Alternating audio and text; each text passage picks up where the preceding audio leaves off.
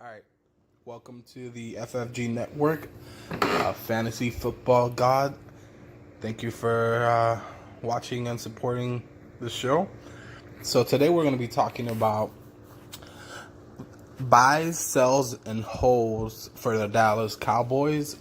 And we're going to start off with Ezekiel Elliott because, well, given the recent news, he might or might not be suspended.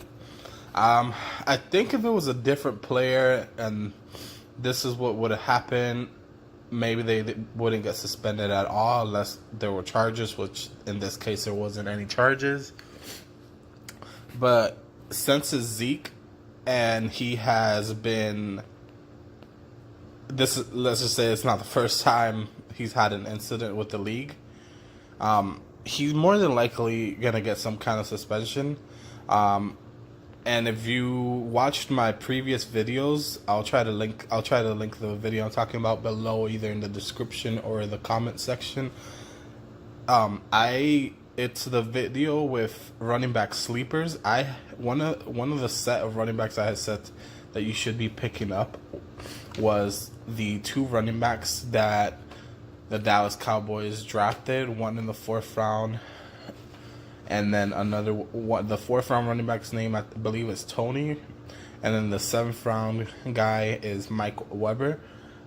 In rookie drafts, the 4th round running back the Dallas Cowboys drafted was going pretty late, maybe 4th round rookie draft picks, 5th. Now with the news, he'll probably go a lot sooner. And then Mike Weber was going either 5th round rookie drafts or undrafted. He wasn't even getting drafted. That probably will change too, but if you can pick both of those guys up or even just one of them, that you pick them up, because like I said, they are the backups to Zeke, and more than likely he will get a suspension. And this is not the last thing that's going to happen with Zeke. And now, what do I think you should do with Zeke? Honestly, I would try to sell him because his value is super high. I'm not saying he's going to be out of the league or not be good.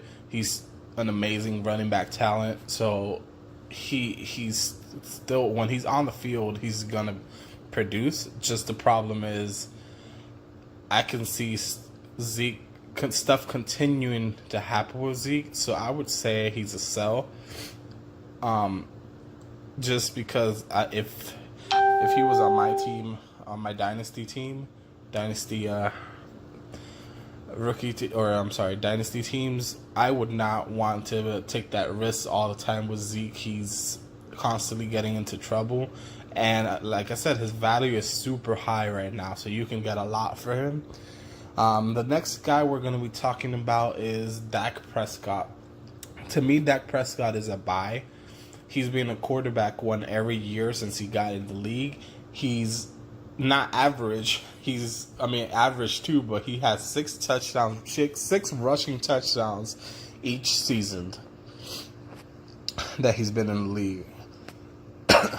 And again, he's been a quarterback one each season since he's been in the league, including his rookie year. We probably all know that he had an amazing rookie year, his sophomore year as well, when he had his sophomore slump, and this last year he was a quarterback one as well.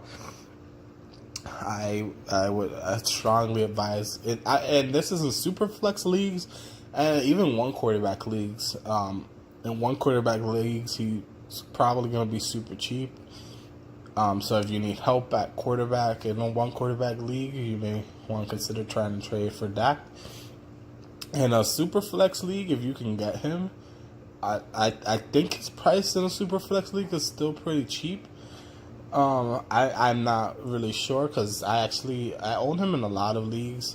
Not because I'm a Cowboys fan, because I'm not a Cowboys fan. I don't hate them either, but I believe in Dak Prescott as a QB1. He's done it each year, and I don't see why he wouldn't keep doing it. The next guy we're going to be talking about is Amari Cooper. Amari Cooper is a difficult one, but I would have him as both a buy and a sell, and let me explain. I think he's a buy if you can if the person selling him is still selling him like he's a wide receiver 2, 3, because I have seen some people still sell him pretty cheaply. I would consider him a buy. If you can sell him, and I've also seen people sold him like he's a top 3 wide receiver in the league, which, I mean, it could happen. It's possible, but the Dallas Cowboys offense is still a run first team, and I think he can be. I think Amari Cooper could be a wide receiver 1. I believe in his talent since he came out in the NFL draft. He was clearly misused with the Raiders, but he's still a risk depending on his value. So that's why I say he's both a buy and a sell.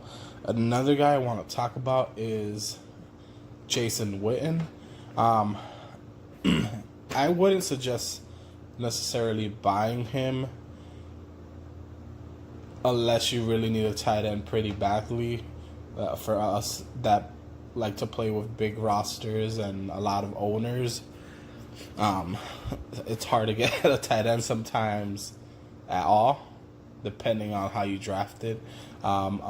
Most of my leagues, I'm good at tight end, but whenever if you are one of those people that play in bigger leagues, deeper leagues, that you start more people, maybe tight end premium. I would try to go out and get Jason Witten. I don't know how he's going to be considering he hasn't played football in a while. But before he retired, he was always a solid tight end. He wasn't, like those last couple of years I'm talking about, he was a solid tight end. He wasn't anything great, but he wasn't awful either. Maybe he can get back to something like that. Doesn't take very much for a tight end to produce. And that's gonna be all. Go ahead and try to see if you can get those rookie Dallas Cowboys running backs for pretty cheap.